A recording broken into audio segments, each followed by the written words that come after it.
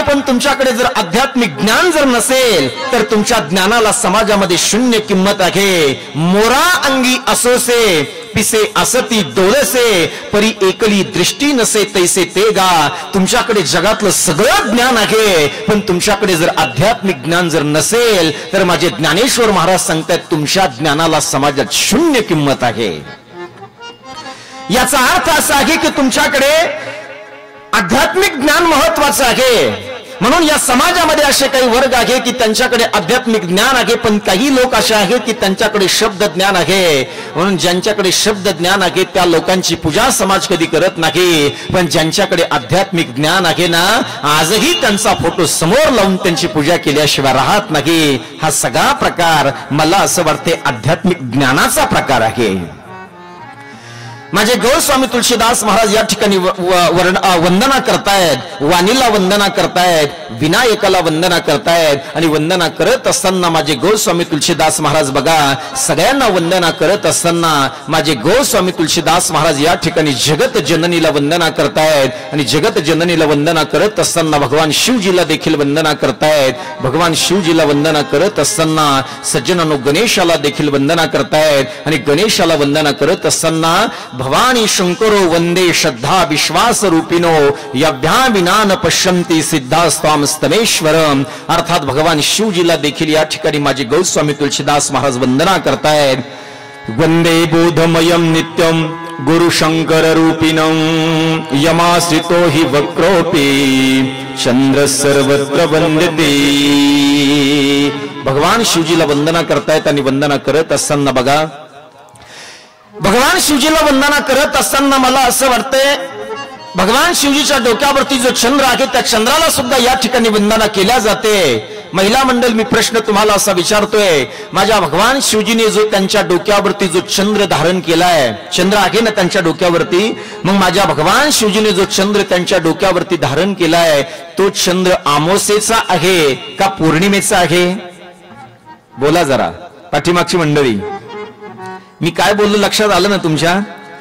भगवान शिवजीने जो चंद्र आपल्या डोक्यावरती धारण केलाय तो अमावस्येचा आहे का पौर्णिमेचा आहे?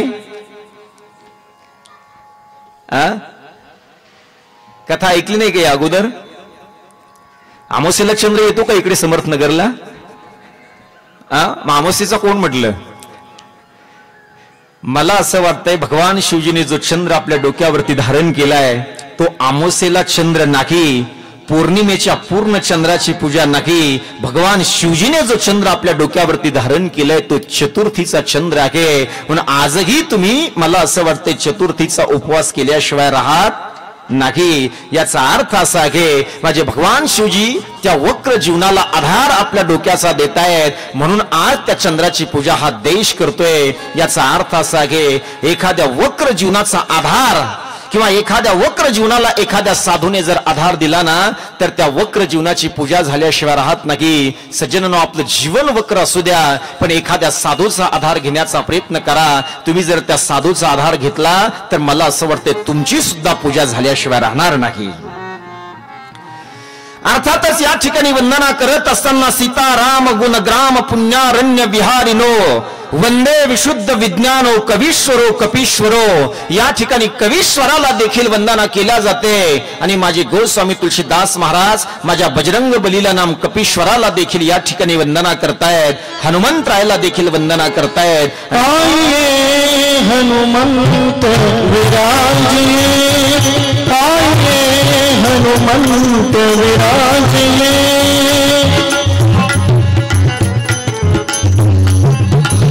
कथा करो पवन कुमार, कथा करो अंजनी कुमार.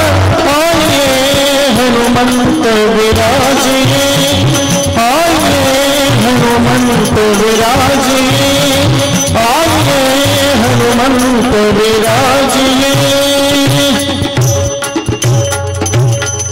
माझ्या हनुमंतरायाला माझे गोस्वामी तुलसीदास महाराज वंदना करतायत.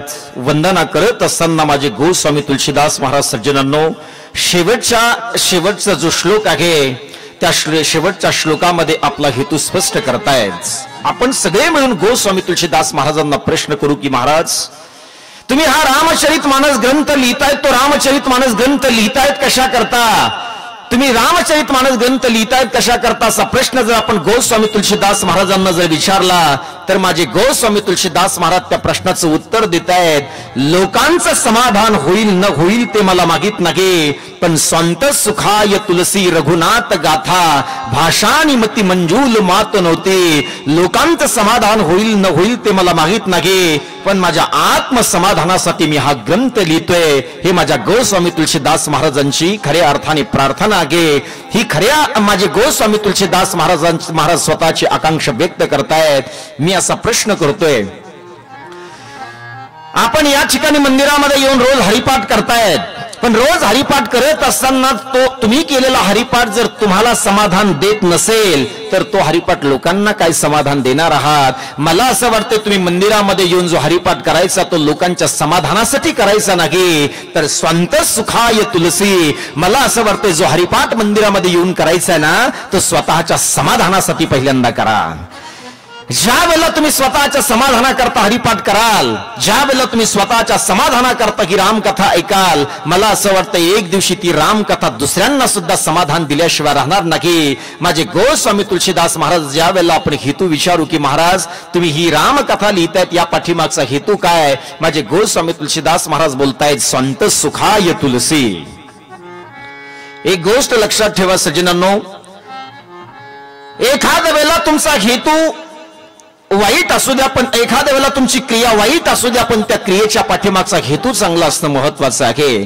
तुमची क्रिया दिसायला चांगली आहे, पण क्रिया दिसायला चांगली जरी असली आणि त्या क्रियेच्या पाठीमागचा जर हेतू जर तुमचा वाईट असेल तर मला असं वाटतं त्या क्रियेला काहीच किंमत नाही.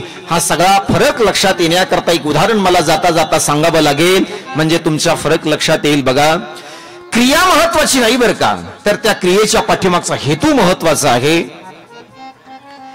आपल्या या समर्थ नगर मधले एक श्रीमंत शेठजी, त्यांना अर्जंट कामासाठी औरंगाबादला जायचं होतं आणि औरंगाबादला जात असताना ते त्यांच्या गाडीमध्ये बसतायत. त्यांची अल्टो गाडी होती, त्या गाडीमध्ये ते बसतायत आणि त्या गाडीमध्ये बसल्याच्या नंतर त्यांची गाडी समर्थ नगरच्या बाहेर पडते आणि समर्थ नगरच्या बाहेर पडल्याच्या नंतर नगराच्या बाहेर गेल्याच्या नंतर एक गटार असतं, त्या गटारामध्ये नेमकी त्यांची गाडी फसते आणि त्या गटारामध्ये त्यांची गाडी फसल्याच्या नंतर त्या ठिकाणी सज्जनांनो ते अर्थातच त्यांना असं वाटतंय मनोमन की अरे मला लवकर जायचं होतं, मी घराचा तर निरोप लवकर घेतलाय, मला तर अर्जंट कामासाठी जायचंय, पण अचानक जर या ठिकाणी जर गाडी फसली असेल तर ते शेठजी जरा नाराज होत आहेत. पण नाराज झाल्याबरोबर काय होत आहेत, आपल्या गाडीच्या खाली उतरतायत आणि गाडीच्या खाली उतरल्याबरोबर एक 2-4 तरुण मुलं त्या ठिकाणी धावत धावत त्या गाडीच्या जवळ येत आहेत आणि 2-4 तरुण ज्या वेळेला गाडीच्या जवळ धावत धावत येत आहेत, धावत धावत आल्याच्या नंतर ते 2-4 तरुण काय करतायत, त्या गटारातून ती गाडी बाहेर काढून देत आहेत आणि गटारातून गाडी बाहेर काढून दिल्याच्या नंतर त्या ठिकाणी ते शेठजी खुश होत आहेत.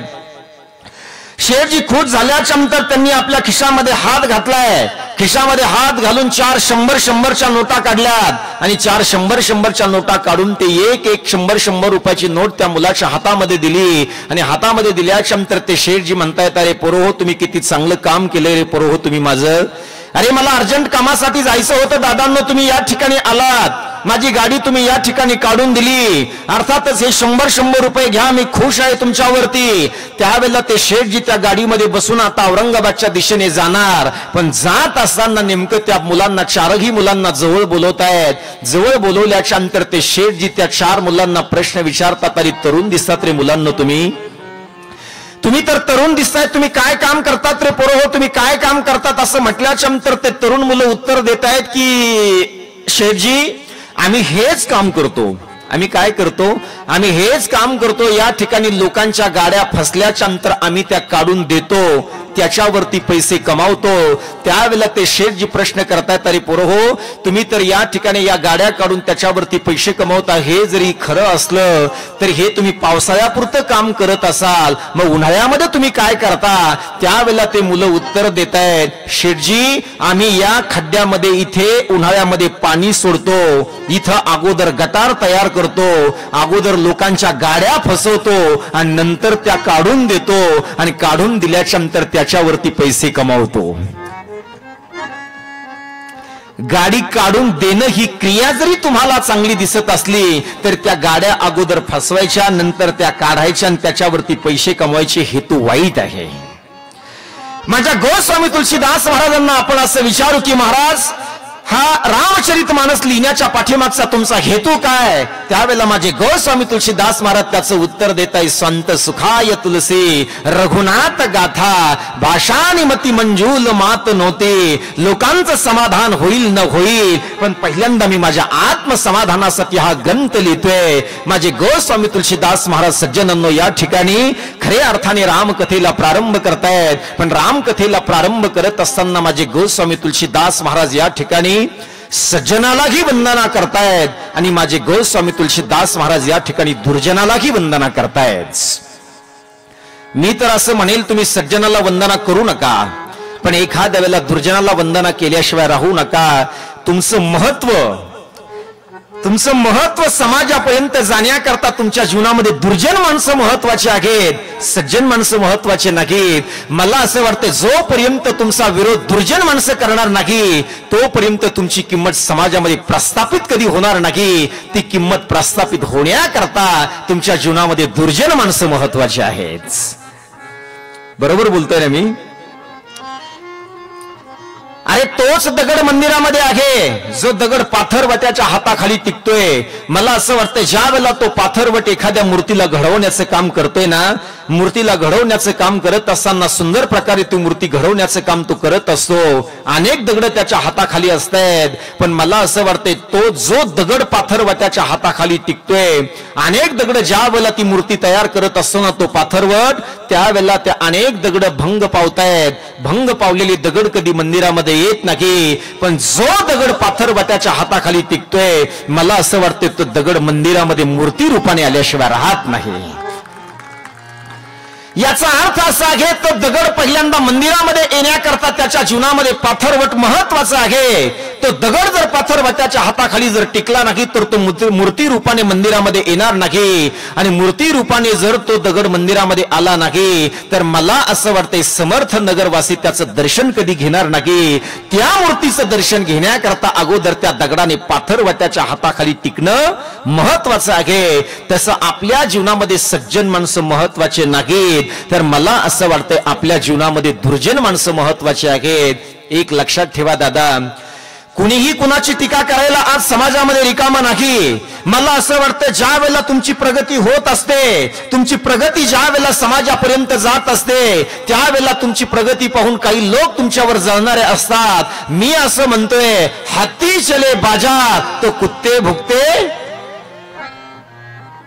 अरे कुत्र्याला भुंकू द्या, ते त्याचं काम आहे. मला असं वाटतंय, जर कुत्रा आपण जर रस्त्याने जात असो, एखादा हत्ती जर डौलामध्ये जर रस्त्याने जात असेल आणि हत्ती जर डौलामध्ये जर रस्त्याने जात असेल आणि एखादं कुत्र जर त्या हत्तीकडे पाहून जर भुंकत असेल, तर मला असं वाटतंय त्या हत्तीने त्याच्या डौलामध्ये चालायचं असतं. अरे कुत्र्याचं काम आहे भुंकायचं, त्यांना भुंकू द्या. पण एखाद्या वेळेला जर तो हत्ती जर पाठीमागे जर वळून पाहत असेल तर मला असं वाटतं तो कुत्र्याचा अपमान नाही तर तो हत्तीचा अपमान आहे, हे मात्र विसरू नका. म्हणून जीवनामध्ये लोक विरोध करत असतात दादा. मला असं वाटतं तुमचा लोक विरोध करेल यात नवल नाही, आमचा सुद्धा लोक विरोध करत असतात. आम्हाला सुद्धा लोक विरोध करण्याचे काम करतात. ज्या वेळेला आम्ही अनेक गावागावामध्ये जातोय, अनेक गावागावामध्ये जाऊन ज्या वेळेला मी रामकथा करतोय, त्यावेळेला ते लोक आमचा विरोध करत असताना म्हणतायत, करून करून भागले आणि देवपूजेला. अरे लोकांना काय म्हणायचं तो लोकांचा प्रश्न आहे, पण तुम्ही जर समाजासाठी काम करत असाल, तुम्ही जर धर्मासाठी काम करत असाल आणि तुम्ही जर वारकरी संप्रदायासाठी जर काम करत असाल तर ते काम तोपर्यंत करा जोपर्यंत तुमच्या देहामध्ये रक्ताचा शेवटचा थेंब आहे. दादांनो, चांगलं काम करा ना. चांगलं काम करत असताना लोक तुमचा विरोध करतील. लोक विरोध करतायत म्हणून आपण चांगलं काम कधी आपलं सोडायचं नाही. आणि ते लोक विरोध करतायत म्हणून तुम्ही जर तुमचं चांगलं काम जर या ठिकाणी थांबवत असाल ना, तर मला असं वाटतं तुम्ही एकटे थांबणार नाही, तर मला असं वाटतं हा संपूर्ण समाज थांबल्याशिवाय राहणार नाही. समाजासाठी जर चांगलं काम असेल तर काम करत राहा दादा. माझे जगद्गुरु तुकाराम महाराज गाथेमध्ये एक संदेश आपल्याला देत आहेत, लोक जैसा ओक धरिता धरवेना अभक्ता जिरेना संत संग तू आ म्हणे आता ऐका घे वचन तेजोनिया जन भक्ती करा।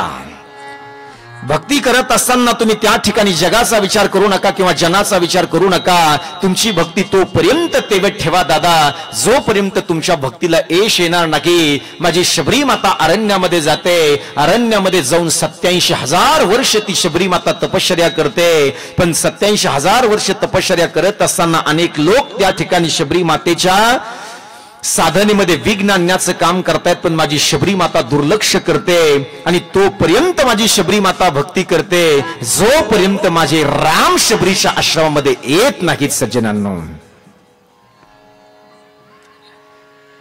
अर्थातच या ठिकाणी दुर्जन माणसं विरोध करत असतात, म्हणून दुर्जनाच्या विरोधाला बळी पडून थांबू नका। माझे